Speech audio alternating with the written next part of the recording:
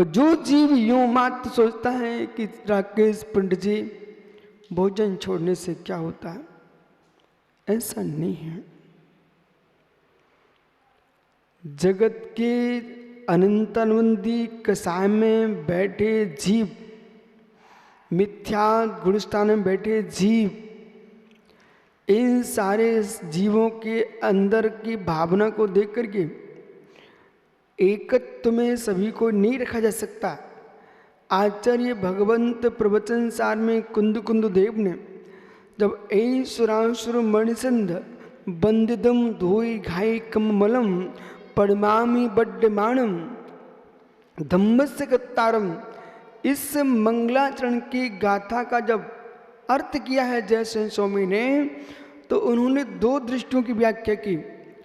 तीर्थंकर परमेश्वर सुरों से असुरों से बंदनीय है।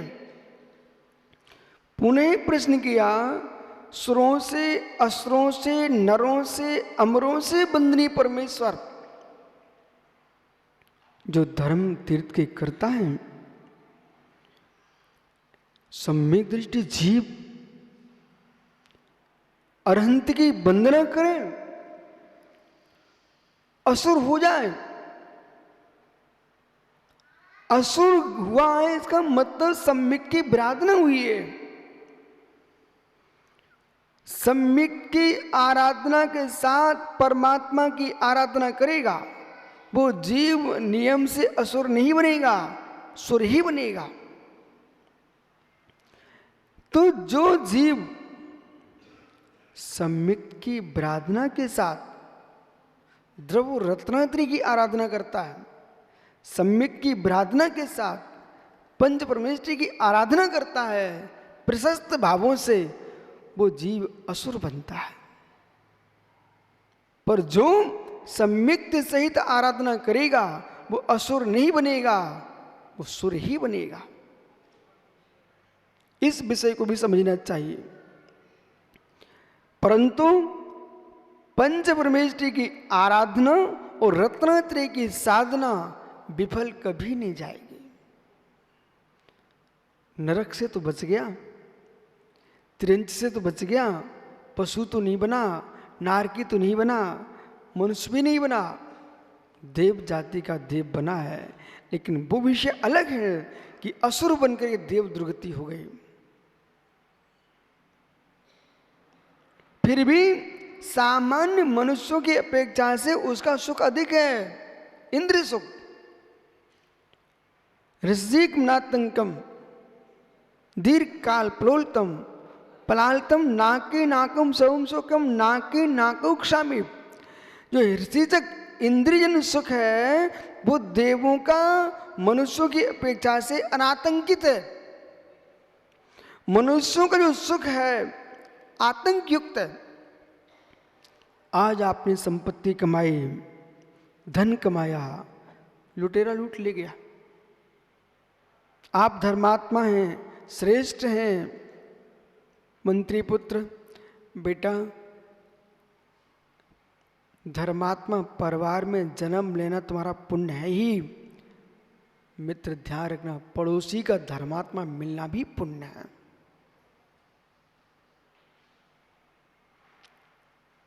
आप तो धर्मात्मा हो और पड़ोस में मांस के टुकड़े फेंके जा रहे हो, ये भी पाप का ही उदय है कि ऐसा पड़ोसी मिला। वे जीव महापुण्यात्मा हैं जिनका भवन श्री जिनालय के पास हो। जब तुम आंख बंद करो तब मंदिर की आवाजें सुनाई पड़े, आंख खोलो तो मंदिर की घंटी सुनाई पड़े, आंख बंद करो मंदिर की आरती उपदेश प्रवचन सुनाई पड़े। मित्र वो कितना भाग्यवान जीव है जिसको 24 घंटे जिनालय की धुनी सुनाई पड़ती है।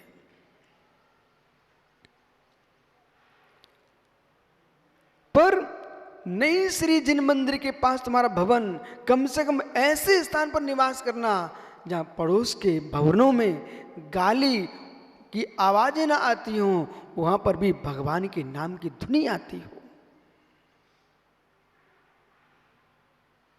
जिस घर में पानी छान के पिया जाता हो, जिस घर में प्राणी मात्र पर दया करुणा की दृष्टि हो, जिस घर में मित्र अतिथियों का सत्कार होता हो, और जिस घर में पिता पुत्र पत्नी माता बेटा आदि सभी परस्पर में एक दूसरे के प्रति प्रेम और वात्सल्य रखते हो और एक दूसरे का सम्मान रखते हो, वो घर नहीं है, वो तपस्वियों का घर है।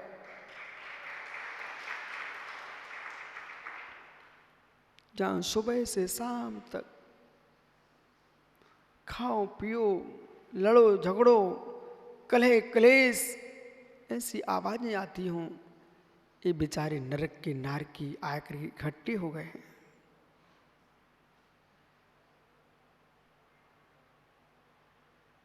इसलिए मकान भी बनाओ तो ऐसे मोहल्ले में बनाओ जहां पर धर्मात्मा लोगों का निवास हो।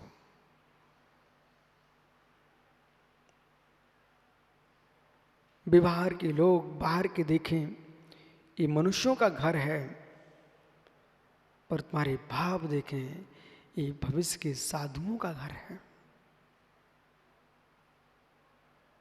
और बनने वाले भगवंत निवास कर रहे हैं।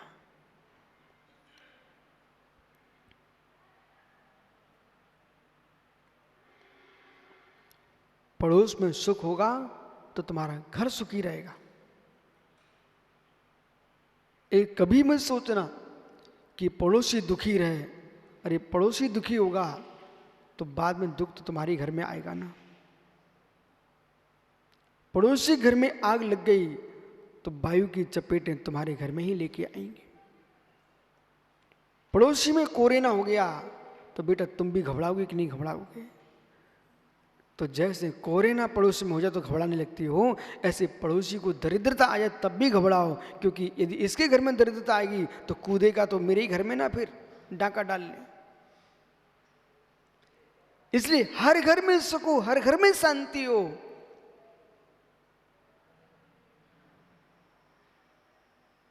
ऐसा विचार करो। तपस्वियों के पास पहुंचने के लिए पुण्य चाहिए तो तपस्या करने के लिए भी पुण्य चाहिए, और तपस्वियों के चरणों में सिर टेकने के लिए भी पुण्य चाहिए। और मेरे मित्र, अंतरंग की भावों की निर्मलता बनाने के लिए महापुण्य चाहिए, महापुण्य चाहिए। जय भैया, उन लोगों से मिलना जिनके घर में सुबह शाम शिकायत आती है, तुम्हारा बेटा मुझे शराब घर में मिला था, आपका बेटा मुझे वेश्यालय में मिला था, आपका बेटा चोरी कर रहा था, परस्त्री हरण कर रहा था। इन शब्दों को सुन सुनकर पिता के हृदय फूट फूट के रो रहा था कि ओहो, इससे निष्पुत्री होना श्रेष्ठ था कि कम से कम घर में सुबह शाम शिकायत तो नहीं आती। उस पिता से पूछना अरबपति खरबपति होने पर भी उसको सुख कितना सा मिल रहा है, 24 घंटे शिकायत। बेमुस्कुराएं जिनको सुना ही पड़े कि आपके बेटे ने मुनि दीक्षा धारण कर ली है। उस पिता से मिलना, रात के आंसू तो आएंगे परंतु अंदर में खुशी कितनी होगी कि हाय उन बेसब समाचार तो नहीं मिले कि हमारा बेटा डाकू हो गया है, हमारा बेटा साधु हो गया है। मेरे मित्र, कोई ऐसा भी कहने आ सकता, बोले तुमने बेटे को कहां छोड़ दिया? बोले मित्र, हमने वेश्यालय मंत्रालय में नहीं छोड़ा है, हमने श्री जिनालय में छोड़ा है, आप टेंशन मत लो। बहुत सारे लोग ऐसे टेंशन देने वाले आ जाते हैं। बोले भैया क्या तुम्हारे घर में खाने को नहीं बचा सो तुमने साधु संग में बच्चे को छोड़ दिया है? हे मित्र, जिनके घर में खाने को नहीं होता बेसाधु नहीं बन पाते हैं, जिनके हृदय में बैराग होता बेसाधु बनते हैं। जिनको खाने को नहीं मिलता तो वे तो भीख मांग के खा लेते हैं, डाका डाल के खा लेते हैं। मित्र, घर में दाना नहीं है बेसाधु कभी नहीं बन पाएंगे, जिनके मन में वैराग होगा वे ही साधु बन पाएंगे।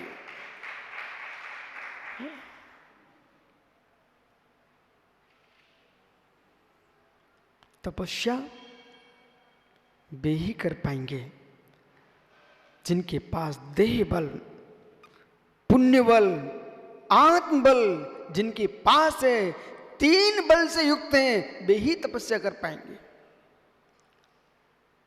देवेश आत्मबल, शरीर बल और पुण्य बल। पुण्य क्षीणों को तो इंद्रिय विजय ही नहीं हो सकता। लिख लो अपनी डायरी पर अंकुर बेटा, पुण्य क्षीणों को इंद्रिय जय नहीं हो सकता, बिल्कुल भी नहीं हो सकता। पुण्य क्षीण इंद्रिय जय नहीं हो सकते, जितेंद्रिय नहीं हो सकते हैं, उनके मन डमाडोल रहते हैं। संयम का पालन दृढ़ पुण्यात्मा कर पाता है। विशिष्ट पुण्य होगा, जैसे चक्रवर्ती का पुण्य होता है तब चक्रवर्ती की विभूति सहन कर पाता है, ऐसे ही चारित्र का चक्रवर्ती वही बन सकता है जिसका विशिष्ट पुण्य होता है। अपने मन को कैसे बस कर सके, अपने शरीर को कैसे संभाल पाए, अपने इंद्रियों को कैसे बस कर सके। और मित्र, सबसे प्रचंड कोई दुख देने वाली इंद्रिय है, उसका नाम रसना इंद्रिय है। सुबह से शाम तक देखो ना, सुब्रत सागर जी, विश्रुत सागर, सुबह से शाम तक बेचारे बंदर क्या खोजते रहते, मात्र खाने खाना खोजते मिलते हैं। काम भोग, काम भोग, काम भोग, भोग भोजन, भोग भोजन। देखो मित्र, चींटियों को देखो, और जैसे उनको मिल जाए परिग्रह संज्ञा साथ में दौड़ती है कि पहले गले में रख लेते अपनी थैली में, जितना होगा रख लो रख लो रख लो, बाद में खाएंगे। ये बेही लोग हैं, ये राजू, ये बेही लोग हैं जो पहले मंदिरों का धन उठा करके रखते थे, आज भी मंदिरों की चावल उठा के गले में रख रहे हैं। ये बेही लोग हैं जो धर्मात्मा के भेष में आकर के, धर्मात्मा के भेष में आकर के, पंडित राजकुमार जी, धर्मात्मा के भेष में आकर के समाज का, धर्मात्माओं का, सब जगह का दान, दान के नाम पर घर भरे थे। इन्हें बंदर बन के भटकना पड़ेगा सबको। धर्म के नाम पर, मंदिरों के नाम पर, साधु संतों के नाम पर, आहारचर्या के नाम पर जिन्होंने श्रावकों का धन हरण करके अपने घर में रखा था, चिंता मत करो, इन सबको यही त्रियंच गति मिलेगी। निर्माल्य खाया था, और जिसको एक बार खाने की आदत लग जाए राकेश पंडित जी, जैसे सिगरेट पीने, बीड़ी पीने की आदत पड़ जाए, जिसको व्यसन लग जाए ना, फिर उसको पता भी रहता है कि मेरे स्वास्थ्य के लिए हानिकारक, तब भी नहीं छोड़ पाता है। ऐसे जिसको मंदिर का, मेरे मित्र धर्म का द्रव्य खाने की आदत लग जाए, एक बार लग जाए, उसे मालूम भी रहता है ये हमारी दुर्गति कराएगा, लेकिन तब भी बेचारा छोड़ नहीं पाता। उसे ये भी मालूम रहता है कि मेरी ये सब करतूतें समाज को भी मालूम है, साधु संतों को भी मालूम है, लेकिन तब भी घर में झुपड़िया थी और त्यागी बनते ही महल बनने लग गए हैं। ये द्रव्य कहां से आ गया, द्रव्य कहां से आ गया? ऐसे लोग भी मिल जाएंगे आपको, बोले हम आपसे पैसा नहीं ले पाएंगे, सोने की चैन ले सकते हैं, अंगूठी ले सकते हैं। ओहो हो मित्र, ध्यान रखना, जितना ये त्यागी वृंद बन करके भी अपने महल बनवा रहे हैं, घर भर रहे हैं और समाज को चूस रहे हैं, ये बेचारे भी पुण्य चल रहा, सो तुम कर लो ऐसा। लेकिन हर गुरु को मालूम रहता कि मेरे शिष्य क्या कर रहे हैं, तब भी गुरु मोल लिए बैठे हैं। समय बताएगा, समय बताएगा। मित्र, एक जीव पर तुम कह रहे तुम ऐसा अपराध किया, तुमको ये दंड मिलना चाहिए, उन लोगों से भी कहो जो अपने घर बना रहे, गाड़ियों में घूम रहे, तुम्हारा क्या होगा? तपस्या के लिए आए हो, तपस्या के लिए आए हो, तप करो, तपना सीखो, जलना मत सीखो। मोक्ष मार्ग कहता है तपना सीखो, जलना मत सीखो। महात्मा समत्व सागर जी, तपना सीखो, जलना मत सीखो। जो तपता है वो कुंदन हो जाता है, स्वर्ण बन जाता है, जो जलता है वो लकड़ी चूल्हे में राख हो जाती है। जो तपता है वो कुंदन होता मोदी, कुंदन हो जाता कुंदन। मोदी मित्र सूखी रोटी खा के सो जाना, लेकिन कोई आपको कहे कि निर्माल्य खा लो, कि ना भाई मेरे पास हाथ पैर हैं, मेहनत का खाऊंगा लेकिन मंदिर का दाना नहीं खाऊंगा। किसी ने कहा मोदी ये चौका खोल लो, कोई साधन बन जाएगा, व्यवस्था बन जाएगी प्रवाह चलेंगे। बोले कहना भैया मेरे भुजाओं में शरीर में ताकत है, हम झाड़ू लगा के कमा लेंगे, लेकिन गुरुओं के नाम पर पैसा कमा करके हम अपने पेट में निर्माल्य का जहर नहीं रखना चाहते। जिसको इस भव में वर्तमान की पर्याय के साथ साथ भविष्य की पर्याय में मुस्कुराहट लाना है, तो कभी देव धर्म गुरु का भोजन मत कर लेना। धर्मशाला बन रही है, एक बोरी धर्मशाला में सीमेंट की लगी और 2 बोरी घर में पहुंच गई। समय बताएगा, समय बताएगा, सबको समय बताएगा। सुधीर बोल दिया मोदी जी इस चौके में फल दे देना, तो 2 फल चौके में पहुंचे, 4 घर पहुंच गए। समय बताएगा, समय बताएगा। जितनी इस प्रकार का काम कर रहे हैं सबको समय बताएगा। मित्र वो गरीबी श्रेष्ठ है जिसमें हम मुस्कुरा करके 2 सूखी रोटी खा लें, वो अमीरी श्रेष्ठ नहीं है जिसमें मेरे मित्र निर्माल का खून टपक रहा हो।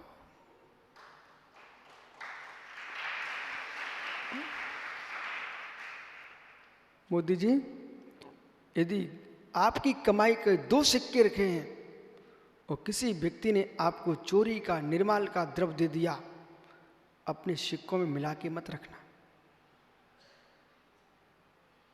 मंदिर का कोई कोष अध्यक्ष भी क्यों ना हो, मंदिर का कोष रखे, अपने पैसे मिला के मत रखना।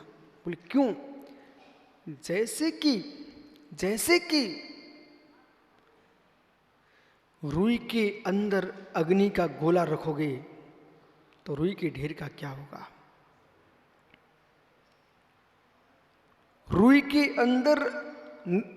के अंदर अग्नि का पिंड रखोगे तो रुई के ढेर का क्या होगा?